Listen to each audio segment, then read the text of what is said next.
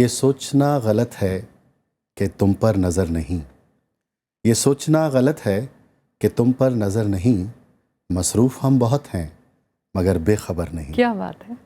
अब तो खुद अपने खून ने भी साफ कह दिया, अब तो खुद अपने खून ने भी साफ कह दिया, मैं आपका रहूँगा मगर उम्र भर नहीं। बहुत खूबसूरत, बहुत ही हसीन। नमस्कार, आदाब। शख्सियत में मैं समीना आप सबका खैर मकदम करती हूँ। हमारे आज के मेहमान का तारुफ जो आपने अभी खुद सुना, लेकिन उन्हीं के कलम से तहरीर कुछ शेरों को मैं भी रखना चाहूँगी। वो कहते हैं कि खामोश रास्तों पे नई दास्तां लिखूं, तन्हा चलूं सफ़र में मगर कारवां लिखूं, ऊंचाइयों की नफ्स पे रख के मैं उंगलियां तेरी हथेलियों पे कई आसमां लिखूं। बेहतरीन शायर और सादा दिल शख्सियत आलोक श्रीवास्तव हैं हमारे आज के मेहमान। मंजिलें क्या है, रास्ता क्या है, हौसला हो तो फासला क्या, लफ्जों की अदायगी का हुनर, हौसला हो तो रिश्तों को जीने का एक अलग अंदाज, जिंदगी की हकीकतों को बिना झिझके जीते जाने के जुनून का नाम है आलोक श्रीवास्तव। मध्य प्रदेश के विदिशा में पिता श्री मदन बिहारी लाल और माता श्रीमती लीला देवी श्रीवास्तव और बड़े भाइयों की शफकत और एतबार की छांव में आलोक की शख्सियत परवान चढ़ी। वो सजा दे के दूर जा बैठा। आलोक नई दौर के शायर हैं। यही वजह है कि वो बड़ी से बड़ी बात को, ख्याल को आसान लफ्जों में पिरोकर पेश कर देती हैं। तुम्हारे पास आता हूँ तो सांसें भीग जाती हैं, मोहब्बत इतनी मिलती है कि आंखें भीग जाती हैं। क्या बात। मोहब्बत इतनी मिलती है कि आंखें भीग जाती हैं, और माँ का एक किरदार के तबस्सुम इत्र जैसा है, हंसी बरसात जैसी है।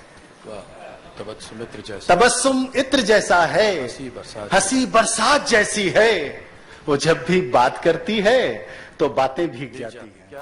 तभी उन्हें नामवर सिंह जी ने दुष्यंत की परंपरा का आलोक कहा। देश विदेश में कवि सम्मेलनों और मुशायरों में उनका कलाम और उस पर दाद देते गुणीजन उनकी सलाहियत से आशना करा जाती है। आज कहता हूं कि ये सोचना गलत है, ये सोचना गलत है कि तुम पर नजर नहीं। वाह। ये सोचना गलत है कि तुम पर नजर नहीं, मसरूफ हम बहुत हैं मगर बेखबर नहीं। वाह। ये सोचना गलत है कि तुम पर नजर नहीं, मसरूफ हम बहुत हैं मगर बेखबर नहीं। और अब तो खुद अपने खून ने भी साफ कह दिया। वाह। अब तो खुद अपने खून ने भी साफ कह दिया, मैं आपका रहूंगा मगर उम्र भर नहीं। वाह। रिश्तों के ताने बाने को जिस खूबसूरती से वो बुनते हैं वो काबिले तारीफ है। उनका कलमबद्ध संग्रह आमीन उनकी इन्हीं रिश्तों की तर्जुमानी है। गायकी की दुनिया से जुड़े बड़े बड़े कलाकार उनकी गजलें, नज़्मी और गीतों के शदाई हैं। तुम सोच रहे हो बस, मशहूर शायरों की शायरी को बेहद सलीके से संपादित किया। आमन कविताओं का ऐसा खजाना है जिसमें बड़े बड़े कलाकारों ने अपनी आवाज से एक यादगार समा बांधा। आओ सोचें जरा, आओ देखें जरा, हमने क्या क्या किया, हमने क्या क्या किया। जहाँ एक तरफ आओ सोचे जरा में बिग बी की आवाज और आलोक श्रीवास्तव का कलमबद्ध गीत एक नई सुबह की आस जगाता है, वहीं समाज में मौजूद कुरीतियों पर भी उनकी कलम एक आवाज बन जाती है। बेटियां तो है लम्हा खुशी का। आलोक श्रीवास्तव का सफर बॉलीवुड तक भी पहुंचता है। द काइट और can't take this shit anymore जो देश के साथ साथ अंतर्राष्ट्रीय पटल पर अपनी एक छाप छोड़ती हैं। अपने इस सफर में आलोक श्रीवास्तव को मध्य प्रदेश साहित्य अकादमी का दुष्यंत कुमार पुरस्कार, अंतर्राष्ट्रीय पुष्कर अवार्ड, हेमंत स्मृति कविता सम्मान और हाउस ऑफ कॉमन्स में कथा युग सम्मान से नवाजा जा चुका है। आज की तारीख में भी आलोक अपनी कलम के जरिए एक नया इतिहास रचने को बेताब है। गजल का नजराना, गजल का नजराना। बहुत बहुत स्वागत, बहुत बहुत बहुत शुक्रिया खुश आमदीद आलोक जी बहुत हमारे शुक्रिया। प्रोग्राम में आने के लिए। बहुत शुक्रिया। और आपकी शायरी और आपकी गीत, आपकी नज़में हम लोग सब पढ़ते रहते हैं। शुरुआत आप ही की अपनी बात से, जो आपको कहा जाता है रिश्तों का कवि, किन ख़ास रिश्तों को आप जिक्र करना चाहेंगे जो आपकी ज़िंदगी का सरमाया रहे हैं?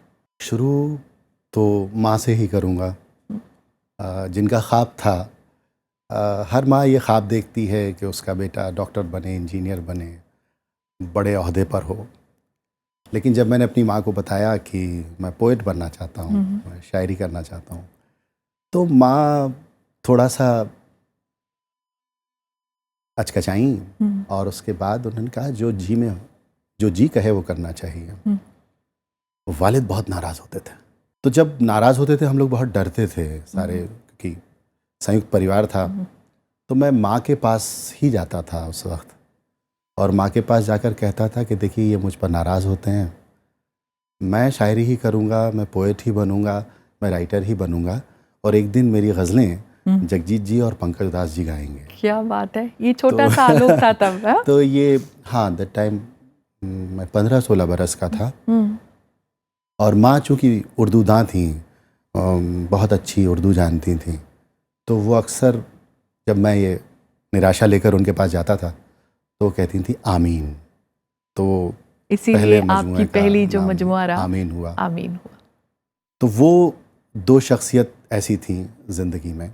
उसके बाद फिर जब थोड़ा कुछ होता गया, करने लगा, तो फैमिली ने बहुत सपोर्ट करना शुरू कर दिया। बड़े भाई जो आनंद जी हैं, वो बहुत स्थापित गीतकार हैं वो, और निसार भाई, ये दो शख्सियत मेरे फैमिली में। निसार भाई सुन के आपको लगेगा, बिल्कुल मैं जानना चाह रही थी। जी। जब मैंने आंखें खोली तो एक घर की जो फिज़ा थी, वो मुझे ये नहीं पता था कि निसार भाई कुछ अलग हैं और मैं अलग हूँ, क्योंकि एक राखी डोरा था मेरी। मैं जब 3-4 बरस का रहा हूँगा तब से दोनों परिवारों में, चौधरी निसार मालवी जी और हम लोगों के घर में। जो ख्वाब उन्होंने देखा था वो आज यकीनन पूरा हुआ है, माशाल्लाह से। जी, बेहद खुश होते हैं। और अक्सर मुझसे लोग पूछते भी हैं कि कैसे हुआ, कैसे किया, जैसे आप आज सामने बैठी हैं। तो मैं अक्सर ये शेर पढ़ता हूँ अपना, कि असर बुज़ुर्गों की नेमतों का हमारे अंदर से झांकता है। वो जो उनकी तरबियतें थीं, बिल्कुल, असर बुज़ुर्गों की नेमतों का हमारे अंदर से झांकता है। पुरानी नदियों का मीठा पानी नए समंदर से झांकता वाह, है। बहुत खूब, बहुत खूब। एक वो ज़रूर सुनना चाहूँगी जो आपने अम्मा के लिए कहा है।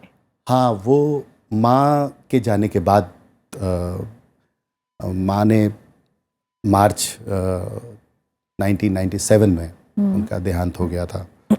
तब उसके बाद ये गज़ल कही थी कि धूप हुई तो आंचल बनकर कोने कोने छाई अम्मा, धूप हुई तो आंचल बनकर कोने कोने छाई अम्मा, सारे घर का शोर शराबा सूनापन तन्हाई अम्मा।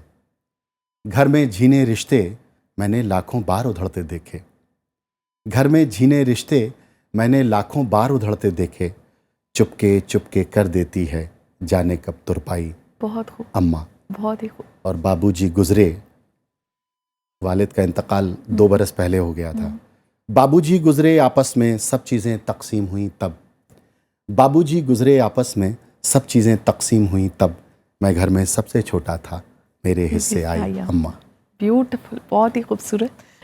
कब आपको याद पड़ता है कि आपने लफ्ज़ों को सलीक़े से सजाने का करीना सीखना शुरू किया? ज़्यादातर जो वक्त होता था, हाँ, वो गज़लें सुनने में बीतता था।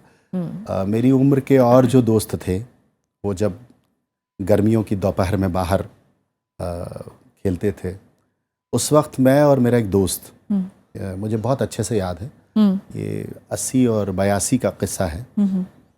हम लोग जगजीत जी की, पंकज जी की, गुलाम अली साहब की, मेहदी हसन साहब की, इनकी कैसेट्स लाते थे। और वो जो एक टैप रिकॉर्डर होता है जिसमें जंप बाहर निकल के आता था कैसेट बाहर आता था, बिल्कुल। ठोक ठोक के उसको पलट के चलाते थे।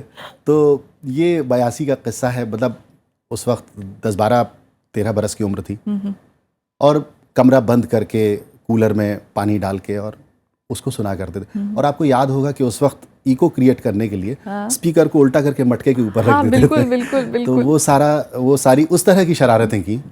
तो जो इंस्पिरेशन थी गज़ल कहने की, वो कायदे से वहीं से आई।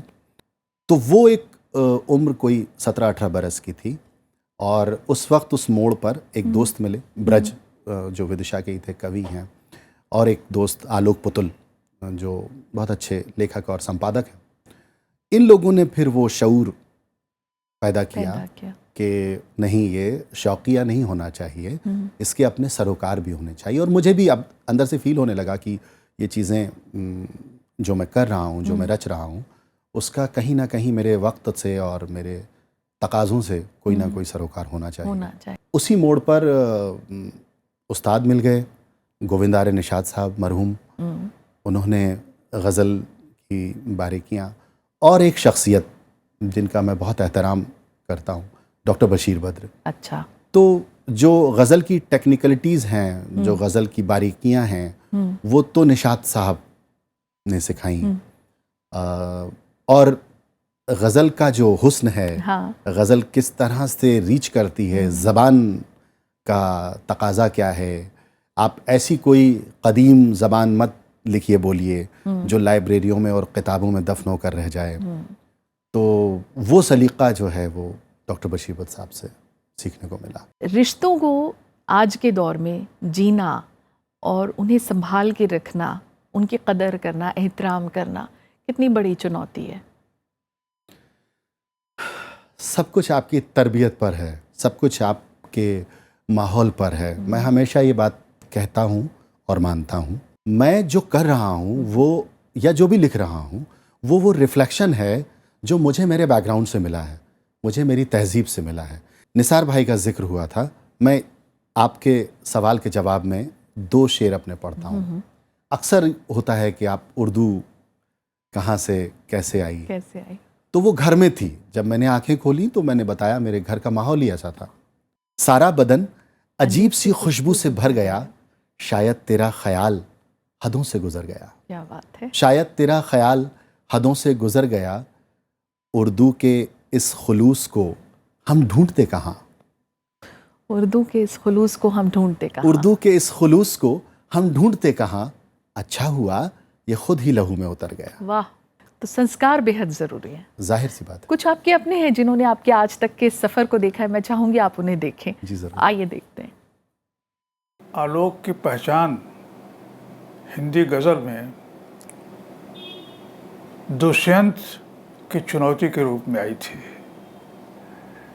आलोक से पहले हिंदी में दुष्यंत लिख चुके थे गज़लें, तो इस चुनौती को आलोक ने स्वीकार किया और उस दुष्यंत की चुनौती को कबूल करते हुए आलोक ने फारसियत से हट के ठेठ बोल चाल की ज़बान में शेर कहने शुरू किए। और मैं समझता हूँ कि उस शेर कहने में हिंदी में दुष्यंत से आगे निकल जाएंगे और अपनी जगह बना लेंगे। आलोक भाई, आपसे जब मेरी पहली मुलाकात हुई तो उसी वक्त मुझे इस बात का एहसास हुआ कि आपके अंदर बहुत सारी प्रतिभाएं छुपी हुई हैं। आपने जब अपना मजमुआ यानी आपकी किताब आमीन मुझे दी और जब मैंने उसे पढ़ना शुरू किया, तो जैसे जैसे मैं उसे पढ़ता गया मुझे इस बात का एहसास हुआ कि आपके अंदर एक कलाकार की आत्मा बसती है, आपके अंदर एक शायर, एक कवि का दिल धड़कता है। मैंने आपकी वो गज़ल रिकॉर्ड की, तुम सोच रहे हो बादल की उड़ानों तक, मेरी तो निगाहें हैं सूरज के ठिकानों तक। और सही में और सही में ये बात सच है कि आपकी उड़ान जो है वो सूरज के ठिकानों तक है। क्या बात वाह। है, ब्यूटीफुल। क्या कहना चाहेंगे इन लोगों के लिए? दुआ जब दिल तक पहुंचती है तो लफ्ज़ गुम हो जाते हैं आंखें भी नम हो और जाती आंखें नम हो जाती हैं। वाकई कोई ओवरवेल्म। लफ्ज़ बस मुझे अपना एक शेर याद आ रहा है जी। जो मैं बाबूजी को, नामवर जी को और पंकज भाई को नज़र करना चाहता हूँ। वो शेर यूं है कि मुझे मालूम है इनकी दुआएं साथ चलती हैं, मुझे मालूम है इनकी दुआएं साथ चलती हैं, सफ़र की मुश्किलों को हाथ मलते मैंने देखा है। वाह, बहुत ही खूब। गज़ल पर अगर देखा जाए, आप अपने काम को किस तरह से इंटरप्रेट करना चाहेंगे? क्योंकि आपने छोटी बहर के साथ साथ बड़ी बहर की गज़लें भी लिखी और गज़लों को आपने ठीक वैसे ही लिखा कि एक आम आदमी भी उसको समझ सके। हिंदी गज़ल इससे पहले इस तरह गाई नहीं गई थी। बिल्कुल। जो आप जैसे बड़े, आप जैसे सब सीनियर्स बोलते हैं और कहते हैं और मुझे शाबाशी देते हैं या दुआएं देते हैं कि मैंने अप्रोच किया उन लोगों को जो जिनको लोग सुनते थे, जिनको हम जैसे लोग सुन सुन के बड़े हुए। शुभा जी ने नज़्म गाई, अनुष्का जी के एल्बम में नज़्म शामिल हुई। तो ऐसे तमाम ज़रिए जहाँ से हिंदी गज़ल एक खूबसूरत लिबास में लोगों तक पहुँचती। हाँ। मैंने ये जोड़ने की कोशिश की और मेरे बड़ों की दुआएं, आप सबकी शुभकामनाएं कि कहीं मैं कामयाब हो पाया कि वो चीज़ें लोगों तक पहुँची, पसंद आई लोगों को। और आप इस दरमियान उन बहुत बड़ी बड़ी शख्सियतों से भी जुड़े जो सिर्फ शायद हम जिन्हें सुनते रहे कैसेट्स पर या कभी टेलीविज़न पे देख लिया, लेकिन आप उन लोगों के साथ जुड़े, आपने आपकी गज़लें, आपके गीत उन लोगों ने गाए। कुछ ऐसी यादें जो इन शख्सियतों के साथ हों, जिन्हें हम अनमोल यादें कहते हैं, ज़रूर शेयर कीजिए हमारे साथ। लोग बड़े बड़े फिल्मी सितारों को देखने अपने शहरों से बम्बई जाते हैं। मैं जगजीत जी से मिलने बम्बई गया था। अच्छा। और पता सिर्फ इतना था कि कैसेट पर पीछे लिखा रहता था वेस्टर्न आउटडोर स्टूडियो, रिकॉर्डिस्ट दमन सूद। तो हम लोग, मैं और मेरा एक दोस्त, हम लोग पहुँचे किसी तरह खोजबीन करते हुए। तो एक दिन, पहले ही दिन मुलाकात हो गई दमन सूद जी से। मैंने कहा मैं जगजीत जी का बड़ा मुरीद हूँ और मुझे उनसे मिलना है। तो उन्होंने कहा वो तो नहीं है, वो तो देश के बाहर हैं। बाद में पता चला कि वो वहीं थे, लेकिन वो चूँकि तंग नहीं करना चाहते थे ऐसे। तो मैंने कहा ठीक है, मैं इंतज़ार करता हूँ। तो मैं एक पूरा दिन बैठा रहा, दूसरे पूरे दिन बैठा रहा, तीसरे पूरे दिन बैठा रहा। मैं उनको छेड़ता नहीं था, मैं बाहर वेस्टर्न आउटडोर की स्टूडियो में बैठा रहता था। तीसरे रोज़ उन्होंने फिर फ़ोन लगाया जगजीत जी को कि एक लड़का है। अच्छा, मेरा दोस्त पहले ही दिन भाग गया था। अच्छा। तो मैं बैठा रहता था। तीसरे दिन उन्होंने फ़ोन लगाया कि एक लड़का है, विदिशा से आया है, मध्य प्रदेश से, और वो यहाँ बैठा रहता है आपसे मिलने के लिए। तो मुझे याद है चौथे रोज़ 11, साढ़े 11 के वक्त ऑरेंज कलर की टी शर्ट पहनकर वो दाखिल हुए, मैं पाँव छुए, बताया कि मैं वहाँ से आया हूँ और आपका बहुत बड़ा मुरीद हूँ। तो उनका अंदाज़ था, बड़ा टूट टूट के बोलते थे, हाँ सुनाओ। तो मैंने अपना जो भी टूटा फूटा था वो सुनाना शुरू किया। सुनाते सुनाते मैंने कहा कि बस मेरी ये ख्वाहिश है कि आप गा दें। तो उन्होंने मेरी आंखों में आंखें डाली और बोला कि ऐसे कैसे गा दें, रातों रात सितारा बना दें। कुछ मेहनत करो, कुछ मशक्क़त करो। हाँ, हाँ। कुछ तालीम लो। उसके बाद, ये 90 की बात है, 1990 की बात है, और दिसंबर जनवरी की बात है 97 में, 1997 में, माँ के इंतकाल के बाद।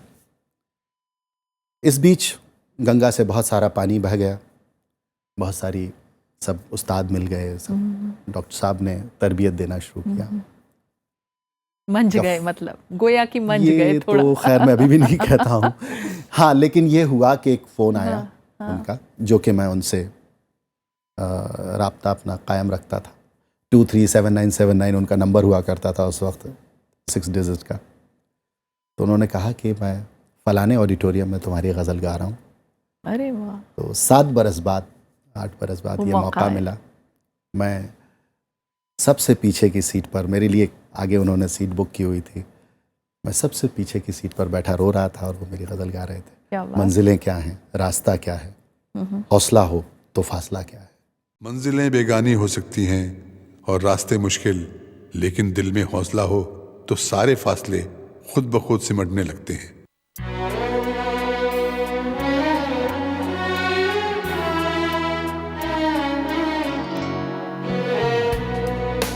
मंजिलें क्या है, रास्ता क्या है,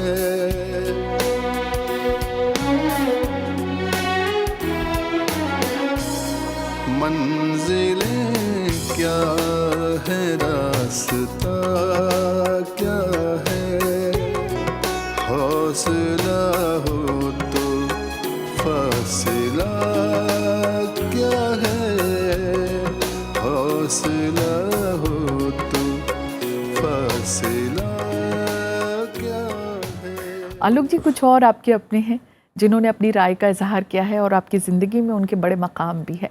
आइए देखते हैं उनका क्या कहना रहा। जिस आलोक को मैं दिल्ली ले आया था, वो आलोक उससे बहुत बड़ा है, पूरी दुनिया में उसका नाम है। हर हफ्ते वो एक कविता लिखते थे और वो कविता उन्हीं की हैंड राइटिंग में, जिसे कैलीग्राफी कहते हैं, उन्हीं की कैलीग्राफी में भास्कर में छपती थी। उस आलोक से परिचय होने से पहले मुझे उस कैलीग्राफी और उनकी कविता से परिचय हुआ था, जिसकी वजह से मैं आलोक को ढूंढ रहा था। मेरे यहाँ वो आए और इंडिया टीवी में उन्होंने फिल्म के कार्यक्रम की स्क्रिप्ट लिखनी शुरू की। बाद में आलोक ने अपनी गज़लों का एक संकलन इंडिया टीवी में ही रहते बनाया।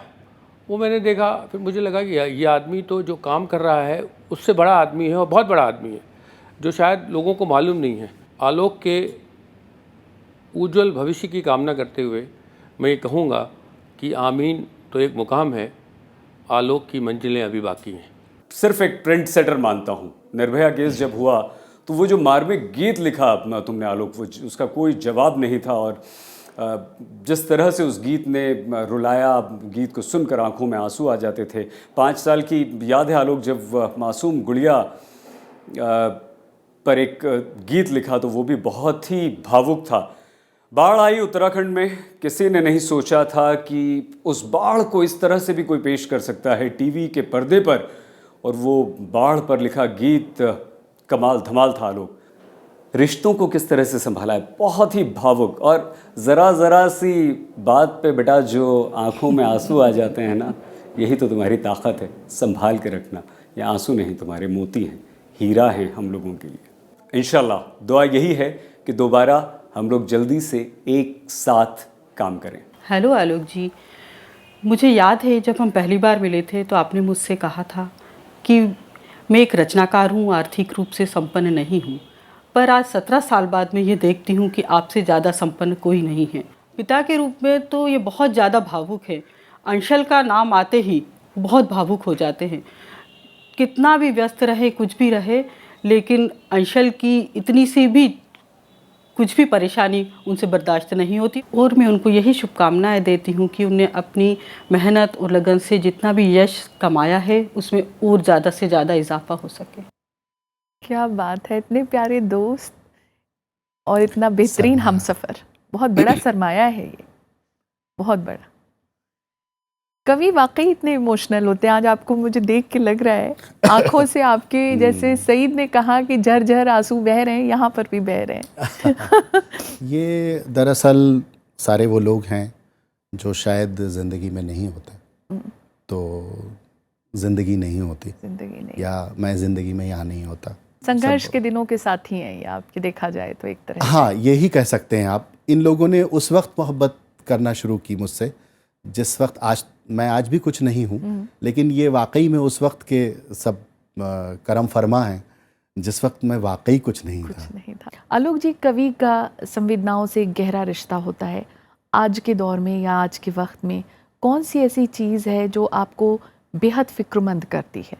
मुझे लगता है मेरा देश, मेरा मुल्क जैसा खूबसूरत है उसे वैसा ही खूबसूरत रहने दिया जाए।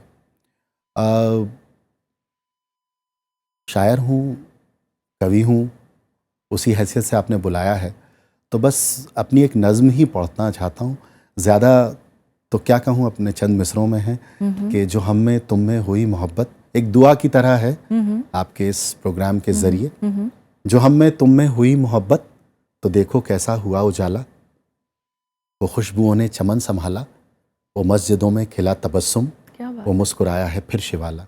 जो हम में तुम में हुई मोहब्बत तो देखो कैसा हुआ उजाला, वो खुशबुओं ने चमन संभाला, वो मस्जिदों में खिला तबस्सुम, वो मुस्कुराया। भाईचारा बना रहे, कौमी इत्तेहाद रहे, जाहिर है सब एक जैसे रहें। मुझे जैसे लगता थे। है कि वो पंकज जी अभी बात कह रहे थे, उसी गज़ल में एक शेर है और वो शेर भी मेरे जवाब के तौर पर ही दर्ज कर लीजिए कि तुम सोच रहे हो बस बादल की उड़ानों तक। ये जो इस वक्त का जो पूरा चेहरा है वो चेहरा हमको कुछ इस तरह का बनाना चाहिए कि तुम सोच रहे हो बस बादल की उड़ानों तक, मेरी तो निगाहें हैं सूरज के ठिकानों तक। ब्यूटीफुल। और खुशबू सा जो बिखरा है सब उसका करिश्मा है। खुशबू सा जो बिखरा है सब उसका करिश्मा है, मंदिर के तरन्नुम से मस्जिद की अजानों तक। वाह, बहुत खूब, बहुत ही खूब। तो चलते चलते आपकी पसंद का एक गीत भी मैं सुन लूँ, मेरी ऑडियंस सुन ले, जो आपको बेपनाह पसंद रहा हो। वो एक गीत बचपन से पसंद है और ख़ास तौर से माँ के जाने के बाद बहुत पसंद है। लता जी ने उसे गाया है फिल्म मेरा साया का। तू जहाँ जहाँ चलेगा मेरा साया साथ होगा। तू जहाँ जहाँ चलेगा मेरा साया साथ होगा। तू जहाँ जहाँ चलेगा मेरा साया साथ होगा। मेरा साया मेरा साया मेरा साया मेरा